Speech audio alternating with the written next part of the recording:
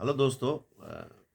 आज हम जिक्र करेंगे कि एनिमल टैगिंग क्यों करनी चाहिए और टैगिंग करने के क्या फ़वाद हैं, और ये भी बताऊंगा कि टैगिंग जो हमारे पाकिस्तान में जो टैग लगते हैं उनमें कौन से टैग अच्छे होते हैं।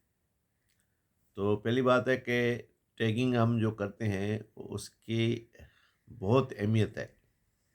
आप रिकॉर्ड जो कीपिंग करते हैं, जानवर का जो रिकॉर्ड रखते हैं, उसमें अगर आपका टैग किया हुआ है ना जानवर, उस पर नंबरिंग होती है, टैग किया हुआ है, तो उससे आपको आगे उसकी रिकॉर्ड कीपिंग में भी मदद मिलेगी।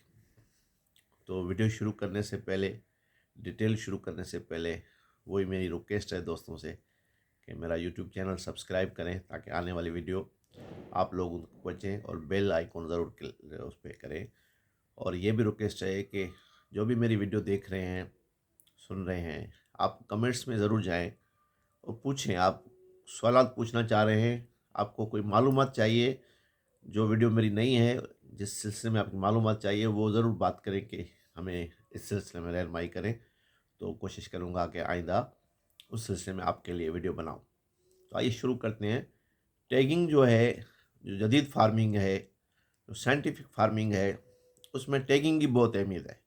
जानवर पे टैग आप लगाते हो तो इससे ये होता है कि आप जब जानवर मार्केट से लेके आते हो तो उसका रिकॉर्ड रखते हो कि जब हम लेके आए तो उसका वज़न कितना था। 120 नंबर जानवर है, 135 नंबर जानवर है, 179 नंबर जानवर है, फलां जानवर हम किस तारीख को लेके आए थे, टैग कर दिया। और फिर उसका रिकॉर्ड रखेंगे, उसका वज़न कितना था, दूध अगर दूध वाला जानवर है कितना दूध दे रहा था, बच्चे उसने कितने दिए हैं, पूरा उसका जो शेड्यूल है ना, जो डेटा है ना, वो एंट्री हो जाएगी उसके नंबर से। जानवर का नंबर उसकी पहचान बन जाता है। एक तो ये फ़ायदा है टैग करने का। दूसरा, जब वैक्सीनेशन करते हैं तो भी आपको टैगिंग होती है तो आपको पता होता है। डीवर्मिंग करते हैं, वैक्सीनेशन करते हैं, तो आपको पता है फलां नंबर में, अब रिकॉर्ड में लिख दिया जाएगा कि इस जानवर को फलां वैक्सीन हो गई है। तो फिर रिकॉर्ड से पता चलता है फलां नंबर जानवर डीवर्मिंग हो गया है, टैगिंग हो गई है। हमारे यहाँ टैगिंग जो टैग है, टैगिंग का रिवाज कम है।